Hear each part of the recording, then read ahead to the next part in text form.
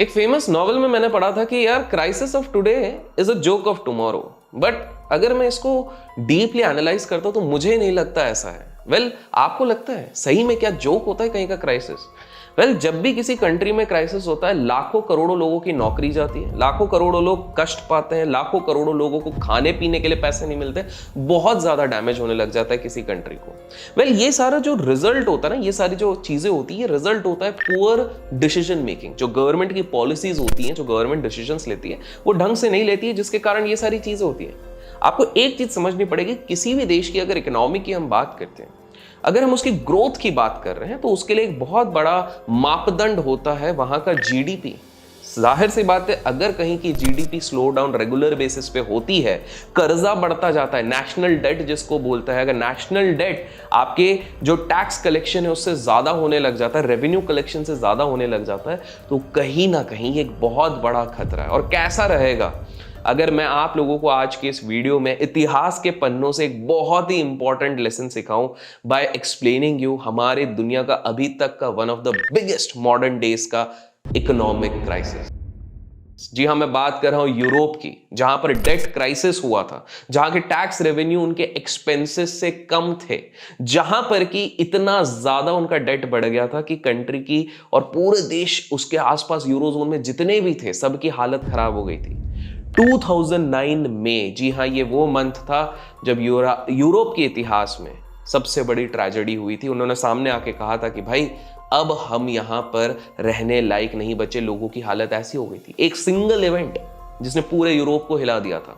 इसमें काफी सारे देश थे, ग्रीस था, पोर्चुगल था, आइसलैंड था, स्पेन था, सिप्रस था, साइप्रस या सिप्रस जो भी कहते हैं, ये सब के सब गवर्नमेंट लोन के तले दब चुके थे। फर्स्ट टाइम लोगों को लगा कि यार यूरोप तो बड़ा अच्छे से काम करता है, हर जगह इसका डंका चलता है, यूरोपियन नेशंस। लेकिन बाद में लोगों को पता लगा कि भैया ये तो केवल दिखावा है। तो आज के इस वीडियो में हम जानेंगे the fall of Europe in the eurozone crisis.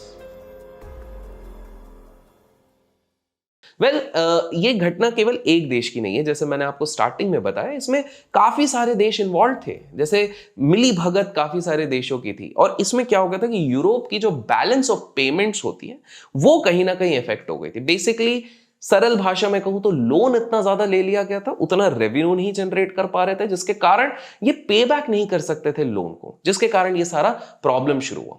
साल 2008 की अगर मैं बात करूं तो साल 2008 से पहले यूरोप की जो करेंसी थी यूरो, उसको सबसे ज्यादा तवज्जो दिया जाता था इंटरनेशनल इकोनॉमी में, इंटरनेशनल मार्केट में सबसे ज्यादा वैल्यूएबल इसको माना जाता था। और देखने लायक होता था competition between euro as well as US dollars, दोनों के बीच में कट थ्रोट कंपटीशन होता था। और दुनिया भर में यह चर्चा होता था कि कौन सा करेंसी सबसे बढ़िया तगड़ा यहां पे चलेगा। सो 2002 से लेकर 2006 के बीच में बात करूं तो ये वो समय था, देखिए गुड टाइम्स होते हैं जहां पर सबसे ज्यादा गलतियां होती हैं, तब आसानी से लोन सब लोगों को मिल जाता था। So basically high risk loan काफी लोगों को मिलता था। ये वो जो समय था जब दुनिया भर में, मैं केवल यूरोप की बात नहीं कर रहा हूं, मैं इंडिया की बात कर रहा हूं, यूएस की बात कर रहा हूं, यूके की बात कर रहा हूं, लोन देना काफी आसान था।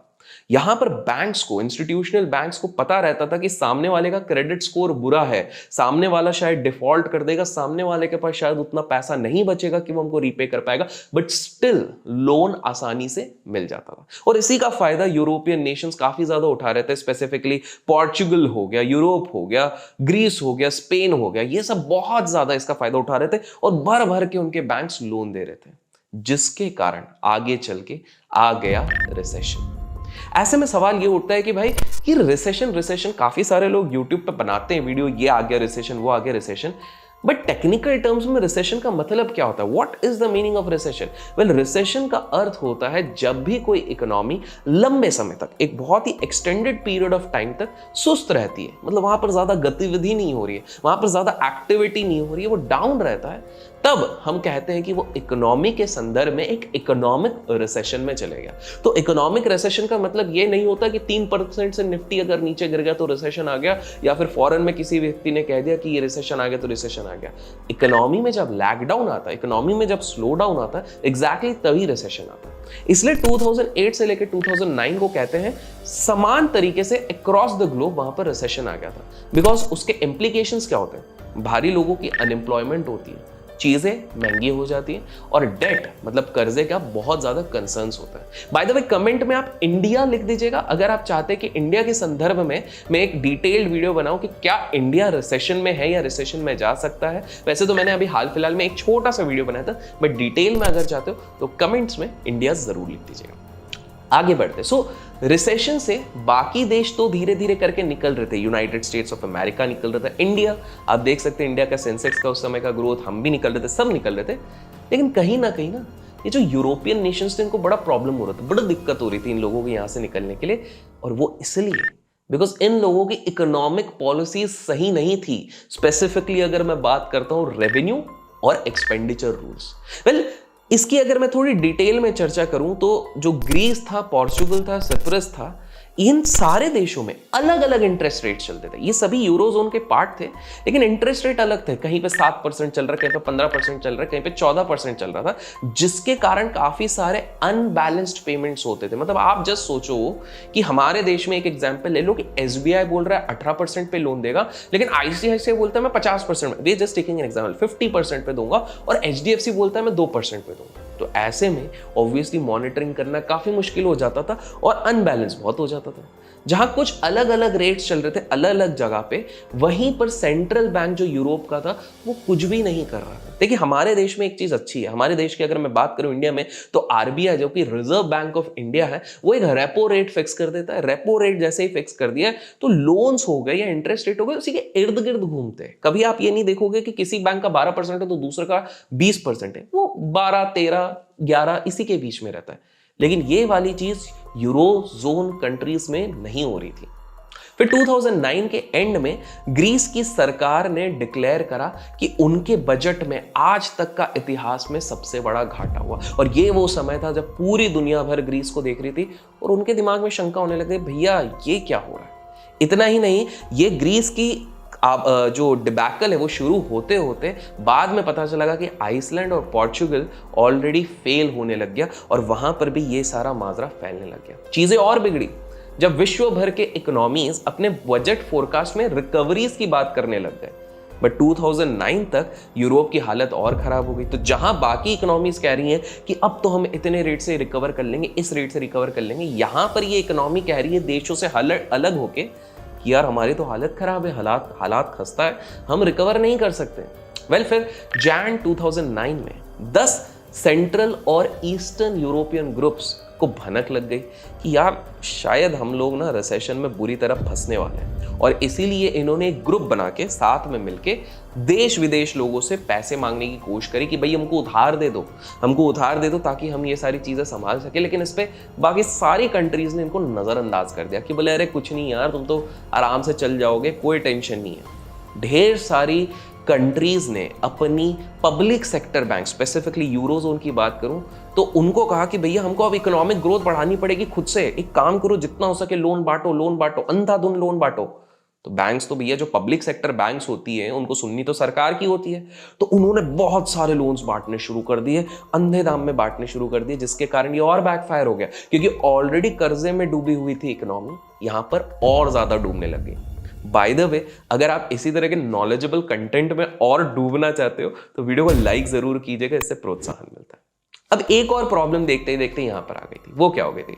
देखिए जब भी कोई देश की सरकार अपने देश में डेट या फिर लोन रिलेटेड प्रॉब्लम सॉल्व करने की कोशिश करती है तो वो क्या करती है? मोस्टली वो इंटरेस्ट रेट्स बढ़ा देती है। हाल फिलहाल में हमने फेड को भी देखा है, वो क्या करती है? इंटरेस्ट रेट को बढ़ा दो। क्यों इंटरेस्ट रेट? इसका लॉजिक समझो। इंटरेस्ट रेट अगर बढ़ गया तो जो लोग लोन्स लेने जा रहे हैं वो थोड़ा कम कर देंगे, क्योंकि अब उनको पता है ना पहले 12% देना पड़ता था, अब 19% देना पड़ेगा, तो वो यार थोड़ा कंजम्पशन कम कर लेते। वो गाड़ी को ना 2 साल बाद ले लेंगे, ये इस चीज को अपन खाने में खर्च नहीं करेंगे, वो जबरदस्ती का दूसरा घर नहीं लेंगे, एक ही घर ठीक है। इस तरह से अपनी कॉस्ट कटिंग करने लग जाते हैं, जिसके कारण बोरोइंग कम हो जाती है। बोरोइंग के बाद अब एम्प्लॉयमेंट अपॉर्चुनिटीज बढ़ाई जाती है, काफी सारी चीजें होती है, जिसके कारण ये चीज कंट्रोल में आती है। बट ये चीज यूरोपियन नेशंस पे और भारी पड़ रही थी बिकॉज इन्होंने ऑलरेडी बाहरी देशों से काफी ज्यादा कर्जा लिया हुआ था। तो जब बाहर के देशों ने अपनी इकोनॉमीज को बचाने के लिए इंटरेस्ट रेट बढ़ाया तो इनके जो फ्लोटिंग रेट पे इन लोगों ने बाकी देशों से लोन लेके रखा हुआ था, उनका इंटरेस्ट रेट भी बढ़ गया।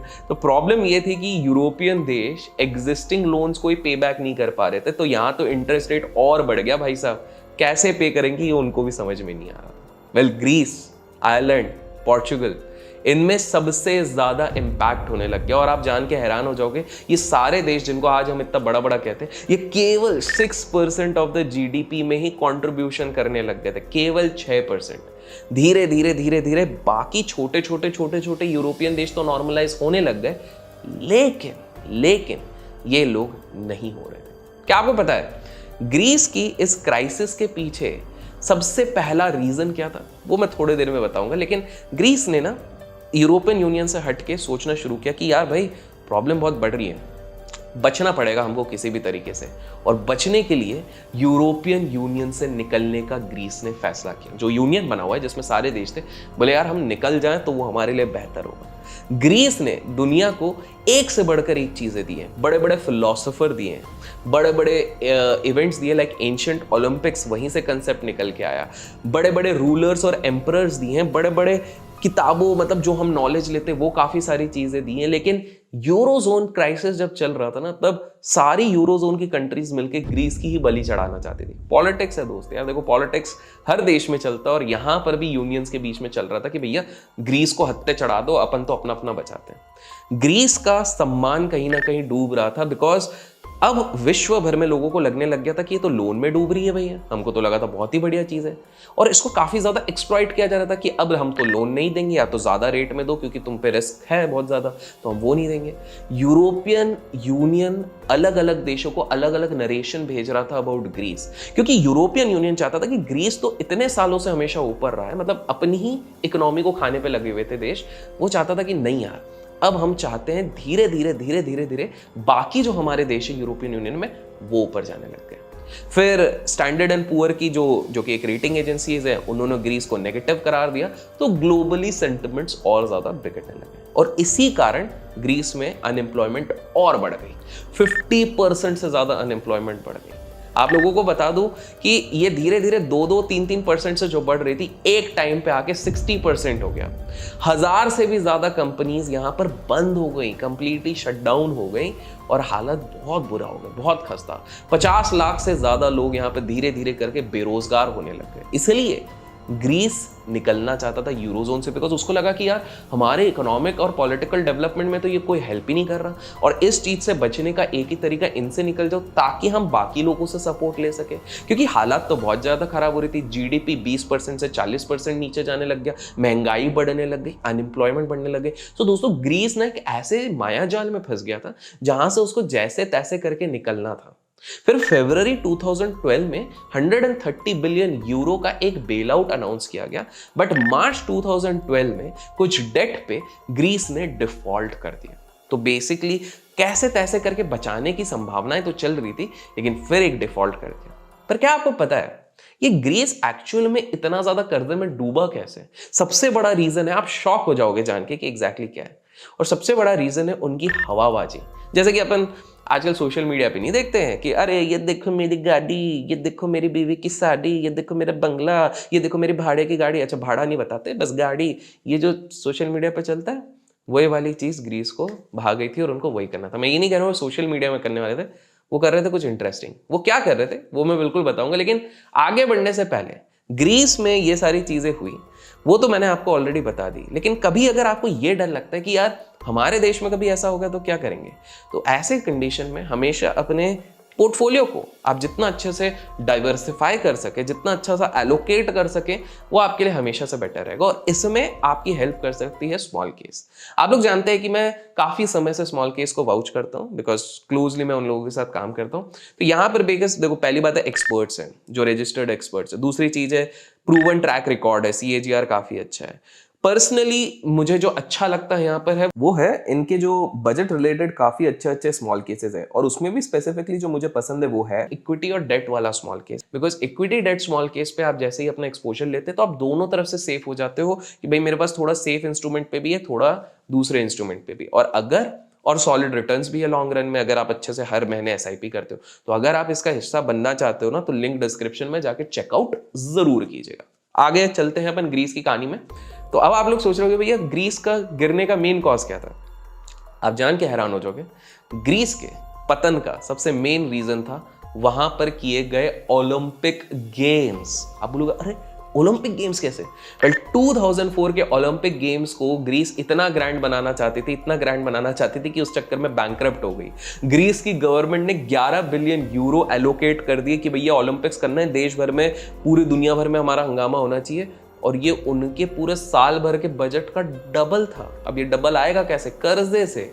तो हवाबाजी जो क्रेडिट कार्ड से नॉर्मल लोग करते हैं, वो सिर्फ नॉर्मल लोग नहीं करते, बड़े बड़े देश कर देते हैं, ये दिखाने के लिए कि देखो हमारे देश में हो रहा ओलंपिक्स, हम हैं सबके माई बाप, और उन्हें अपनी हालत खराब कर दी। इसके बाद 2004 से लेकर 2006 पे ओवरऑल यूरोपियन यूनियन ठीक ठाक सही साथ परफॉर्म कर रहा था। तो काफी देशों ने अज्यूम कर लिया कि यूरोपियन यूनियन अच्छा परफॉर्म कर रहा है तो ग्रीस भी करता ही होगा। लेकिन उनको क्या पता था कि ग्रीस किस तरह से कर्जे में डूबने लग गया था। फिर उस समय के जो ग्रीस के प्राइम मिनिस्टर थे, जॉर्ज प्रोनाउंस नहीं कर पा रहा हूं, स्क्रीन पे आपको नाम दिख जाएगा उस समय के ग्रीस के प्राइम मिनिस्टर के। तो यार देसी इंसान हूं, माफ करिएगा, अच्छे से प्रोनाउंस नहीं कर सकता। तो यूरोपियन यूनियन से आदेश सारे देशों का आ रहा था कि भैया एम्प्लॉयज की छटनी करो, गवर्नमेंट जॉब्स काटो, कंस्ट्रक्शन चीजें रोको। और सबसे पहले एज ग्रीस वॉज एक्सपेक्टिंग बकरा बनाया जा रहा था ग्रीस को कि भैया तुम पहले नौकरी हटाओ, हम तुमसे एग्जाम्पल सेट करेंगे, तुम हेल्थ वर्कर्स को निकाल दो, तुम ये सारी चीजें कर दो, सबको निकालने के लिए बोल दो। जिसपे कि उनके जो प्राइम मिनिस्टर थे वो बौखला गए कि यार ये क्या चीज है, हमारे पीछे क्यों पड़े गए।